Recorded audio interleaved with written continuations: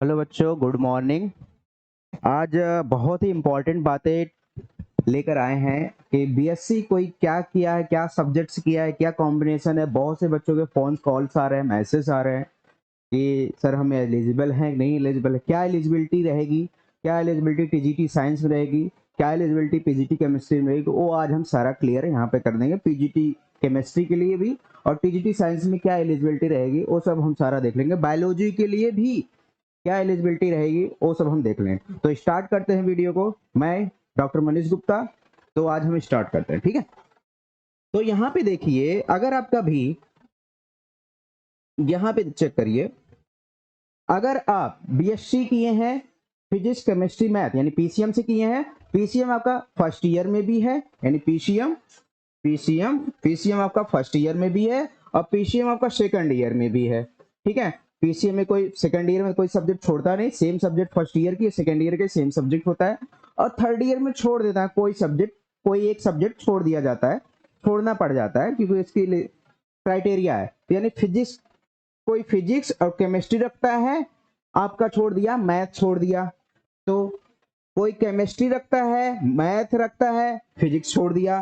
कोई third year में क्या रखता है, फिजिक्स रखता है, मैथ रखता है, कोई थर्ड ईयर में केमिस्ट्री छोड़ देता है। ये थर्ड ईयर की ये कॉम्बिनेशन बनती है। फिर इसके बाद आप चेक ये करते हो कि क्या आप किसके लिए एलिजिबल रहेगो। तो किस टीजीटी साइंस के किस सब्जेक्ट से आप एलिजिबल रहोगे। टीजीटी साइंस के लिए आप साइंस से एलिजिबल हो, आप पहली बात, ठीक है। दूसरी बात, आप मैथ से भी एलिजिबल रहोगे। क्यों, इसकी क्राइटेरिया क्या है टीजीटी साइंस की। टीजीटी साइंस ये कहता है क्या एलिजिबिलिटी है, एटलीस्ट जिस सब्जेक्ट से कि आप दे रहे हो एग्जाम, उसका आपका 2 ईयर ग्रेजुएशन में होना मस्ट है। 2 ईयर ग्रेजुएशन में होना मस्ट है। एक साल आपका फिजिक्स केमिस्ट्री यहाँ पे हो गया, फिजिक्स केमिस्ट्री एक साल यहाँ हो गया, दूसरे साल यहाँ हो गया फिजिक्स केमिस्ट्री, और मैथ भी एक साल यहाँ हो गया, मैथ भी एक साल यहाँ हो गया। यानी देख लिए हमने, 2 ईयर कंप्लीट हो गया। यानी एटलीस्ट जिस सब्जेक्ट का आप टीजीटी साइंस देने जा रहे हो, एटलीस्ट 2 ईयर होना जरूरी है।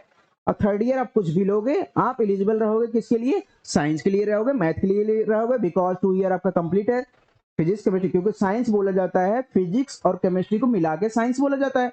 आपका फिजिक्स और केमिस्ट्री दोनों ईयर है, फर्स्ट ईयर में भी है, सेकंड ईयर और थर्ड ईयर में हो या ना हो, डजेंट मैटर, आपका 2 ईयर कंप्लीट है। यानी फिजिक्स केमिस्ट्री आपका 2 ईयर है, तो टीजीटी साइंस के लिए एलिजिबल हो। मैथ भी आपका 2 साल है, फर्स्ट ईयर में भी है, सेकंड ईयर में है, थर्ड ईयर है तो अच्छी बात है, नहीं है तो कोई दिक्कत नहीं।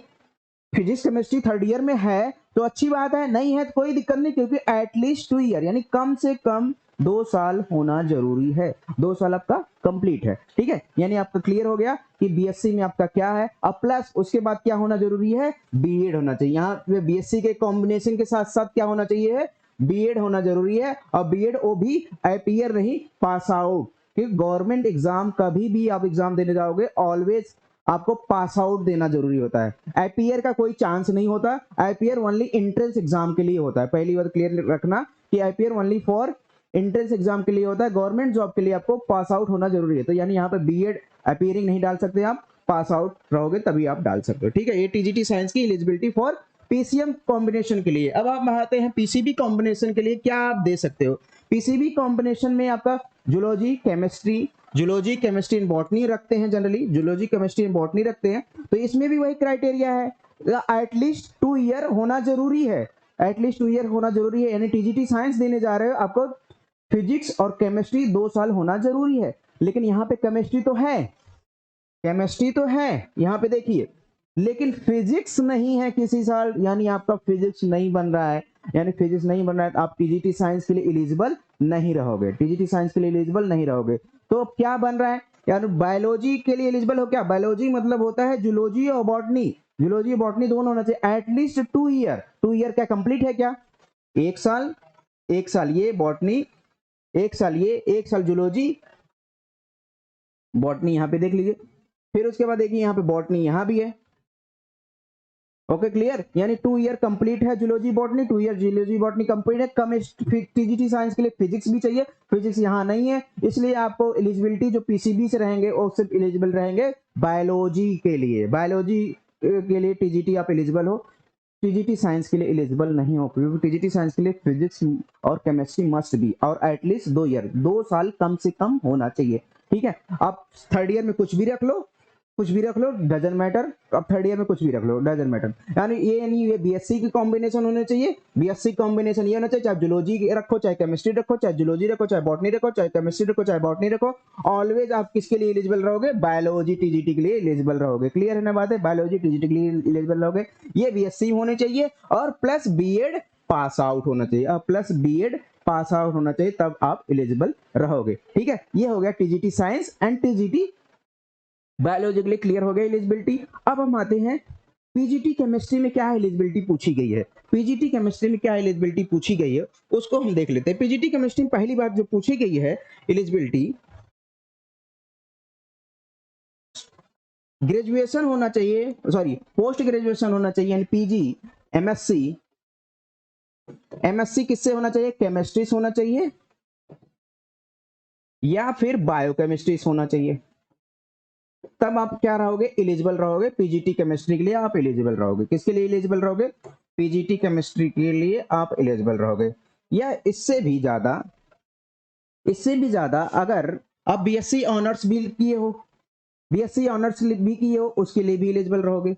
बीएससी ऑनर्स भी किए हो, उसके लिए भी एलिजिबल रहोगे। ठीक है, बीएससी ऑनर्स कोई किया है वो पीजीटी केमिस्ट्री दे सकता है। वो भी ऑनर्स मतलब क्या होना चाहिए? केमिस्ट्री ऑनर्स, वो भी केमिस्ट्री से होना चाहिए, और पीजीटी केमिस्ट्री दे सकता है। पीजीटी केमिस्ट्री के लिए तीन होते हैं, तीन चीजें हैं, या तो आप मास्टर रहो केमिस्ट्री से, या तो मास्टर रहो आप बायोकेमिस्ट्री से, या आप बीएससी ऑनर्स विद केमिस्ट्री रहो, तो आप तब पीजीटी केमिस्ट्री दे सकते हो। अगर ऑनर्स हो तो आप टीजीटी के लिए क्या एलिजिबल हो? क्या टीजीटी के लिए एलिजिबल हो? क्या टीजीटी के लिए अगर साइंस पूछता है यानी फिजिक्स केमिस्ट्री दोनों होना चाहिए एटलीस्ट 2 ईयर, या मैथ पूछता है तो एटलीस्ट 2 ईयर, या फिर कुछ और पूछता है बायोलॉजी पूछता है उसके लिए भी देख लेते हैं क्या क्या है। अब आते हैं इसकी बात कर लेते हैं, टीजीटी ऑनर्स की बात करते हैं। ऑनर्स, अगर ऑनर्स से बीएससी किए हो, बीएससी किए हो ऑनर्स प्लस आप बीएड किए हो, बीएड पास आउट। अगर आप ऑनर्स केमिस्ट्री किए हो तो आपको टीजीटी साइंस के लिए एलिजिबल नहीं हो, क्योंकि फिजिक्स नहीं है, फिजिक्स भी रिक्वायर्ड होती है साइंस में, यानी केमिस्ट्री फिजिक्स दोनों चाहिए। मैथ से किए हो तो आप एलिजिबल हो, आप दे सकते हो टीजीटी मैथ, टीजीटी मैथ दे सकते हो। फिजिक्स से हो तब भी आप टीजीटी साइंस के लिए एलिजिबल नहीं हो, क्योंकि केमिस्ट्री इसमें नहीं है, क्योंकि 3 ईयर केमिस्ट्री फिजिक्स चाहिए, मैं 2 साल एटलीस्ट केमिस्ट्री चाहिए, 2 साल एटलीस्ट फिजिक्स भी चाहिए। आप ऑनर्स जूलॉजी किए हो तब भी आप एलिजिबल नहीं हो बायोलॉजी के लिए, क्योंकि बॉटनी नहीं है, बॉटनी नहीं। अगर ऑनर्स आप बॉटनी किए हो तब भी आप एलिजिबल नहीं हो बायोलॉजी के लिए, बिकॉज आपका जूलॉजी नहीं है। तो ये है हमारी eligibility of combination TGT chemistry and TGT science के लिए। बहुत बच्चों ने पूछ रहे थे, तो ये हो गया कॉम्बिनेशन। अब अगर आप लोगों को समझ में आया होगा, प्लीज आप लोग इसको ज्यादा से ज्यादा शेयर करें, ज्यादा से ज्यादा बच्चों को बेनिफिट मिले, ताकि ठीक है। मिलते हैं अपने नेक्स्ट लेक्चर में। Thank you so much.